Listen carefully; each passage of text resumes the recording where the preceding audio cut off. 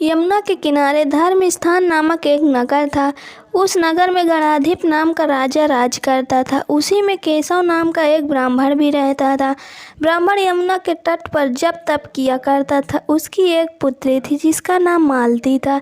वह बड़ी रूपवती थी। जब वह ब्याह के योग्य हुई तो उसके माता पिता और भाई को चिंता हुई। संयोग से एक दिन जब ब्राह्मण अपने किसी जजमान की बारात में गया था और भाई पढ़ने गया था, तभी उनके घर में एक ब्राह्मण का लड़का आया। लड़की की मां ने उसके रूप और गुणों को देखकर उससे कहा कि मैं तुमसे अपनी लड़की का ब्याह करूंगी। होनहार की बात की उधर ब्राह्मण पिता को भी एक दूसरा लड़का मिल गया और उसने उस लड़के को भी यही वचन दे दिया। उधर ब्राह्मण का लड़का जहाँ पढ़ने गया वहाँ एक लड़के से यही वादा कर आया। कुछ समय बाद बाप बेटे घर में इकट्ठे हुए तो देखते क्या है, वहाँ एक तीसरा लड़का और मौजूद है। दो उनके साथ आए थे। अब क्या हो? ब्राह्मण, उसका लड़का और ब्राह्मणी सोच में पड़े। दयायोग से हुआ क्या कि लड़की को सांप ने काट लिया और वह मर गई। उसके बाप भाई और तीनों लड़कों ने बड़ी भाग दौड़ की, जहर झाड़ने वाले को बुलाया, पर कोई नतीजा ना निकला। सब अपनी अपनी करके चले गए। दुखी होकर वे उस लड़की को शमशान में ले गए और क्रियाकर्म कराए। तीनों लड़कों में से एक ने तो उसकी हड्डियां चुन ली और फकीर बनकर जंगल में चला गया।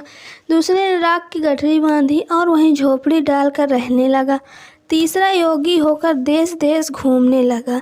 एक दिन की बात है, वह तीसरा लड़का घूमते घामते किसी नगर में पहुंचा और एक ब्राह्मणी के घर भोजन करने बैठा। जैसे ही उस घर की ब्राह्मणी भोजन परोसने आई कि उसके छोटे लड़के ने उसका आंचल पकड़ लिया।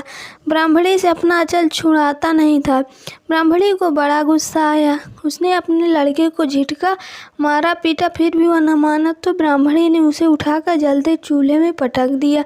लड़का जलकर राख हो गया। ब्राह्मण बिना भोजन किए ही उठ खड़ा हुआ। घर वालों ने बहुतेरे कहा कि पर वह भोजन करने के लिए राजी न हुआ। उसने कहा कि जिस घर में ऐसी राक्षसी हो उसमें मैं भोजन नहीं कर सकता।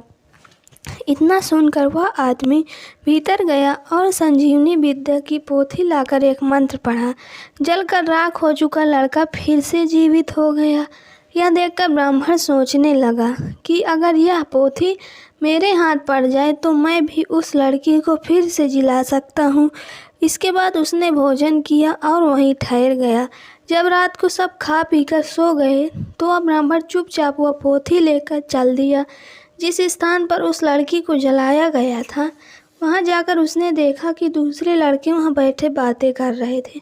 इस ब्राह्मण के यह कहने पर कि उसे संजीवनी विद्या की पोथी मिल गई है और वह मंत्र पढ़कर लड़की को जिला सकता है, उन दोनों ने हड्डियां और राख निकाली। ब्राह्मण ने जैसे ही मंत्र पढ़ा वह लड़की जी उठी। अब तीनों उसके पीछे आपस में झगड़ने लगे। इतना कहकर बैताल बोला, राजा बताओ कि वह लड़की किसकी स्त्री होनी चाहिए। राजा ने जवाब दिया, जो वहाँ कुटिया बनाकर रहा उसकी। बैताल ने पूछा, क्यों? राजा बोला, जिसने हड्डियां रखी वह तो उसके बेटे के बराबर हुआ। जिसने विद्या सीख कर जीवन दान दिया वह बाप के बराबर हुआ। जो राख लेकर रमा रहा वही उसकी हकदार है। राजा का यह जवाब सुनकर बैताल फिर पेड़ पर जा लटका। राजा को फिर लौटना पड़ा और जब वह उसे लेकर चला तो बैताल ने तीसरी कहानी सुनाई। तो दोस्तों, अगर आपकी कहानी ज़रा सी पसंद आई हो तो प्लीज़ वीडियो को लाइक कीजिए, चैनल को सब्सक्राइब कीजिए और हमें कमेंट करके बताइए कि आपको कहानी कैसी लगी।